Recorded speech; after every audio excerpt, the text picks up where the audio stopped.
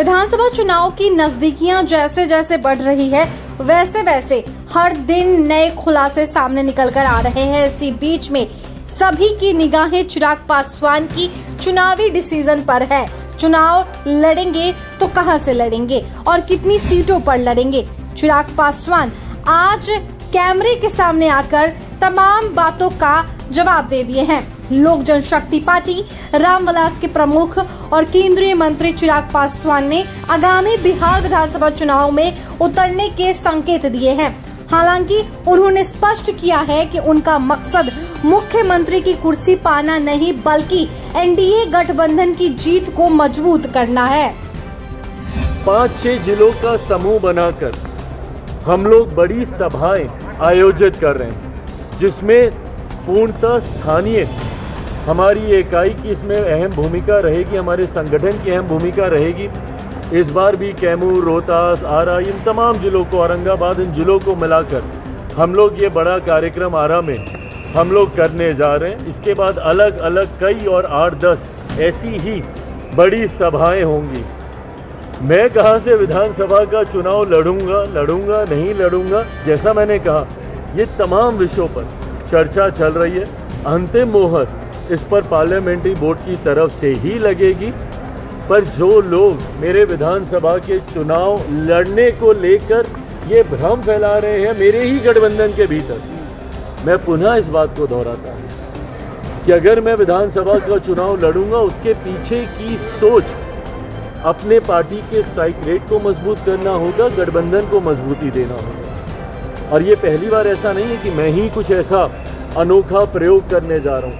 अलग अलग समय पे आपने देखा भारतीय जनता पार्टी, कई बड़े दल भी अपने राष्ट्रीय स्तर के नेताओं को विधानसभा का चुनाव लड़वाते हैं। लोकसभा में भी हम लोगों ने देखा कैबिनेट मिनिस्टर्स ने अलग अलग समय पे विधानसभा के चुनाव लड़ने का काम किया। उसके पीछे की सोच अपने कार्यकर्ताओं में उत्साह लाने की होती है, गठबंधन और अपनी पार्टी के स्ट्राइक रेट को बेहतर करने की होती है।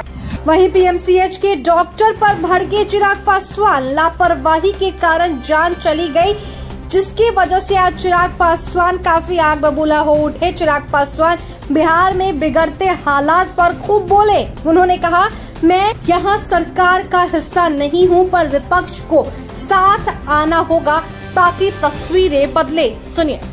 पर आज सिर्फ इनको ये एहसास दिलाने आया हूँ कि इस दुख की घड़ी में हम लोग हैं और आगे भी रहें। एक लास्ट क्वेश्चन यहाँ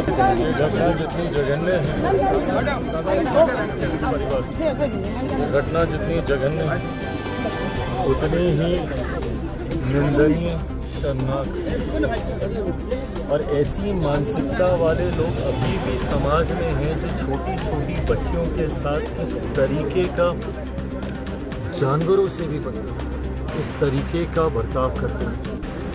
ज़रूरी है ऐसे लोगों को कड़ी से कड़ी सज़ा हो और इसके लिए हम लोग हर संभव प्रयास करें।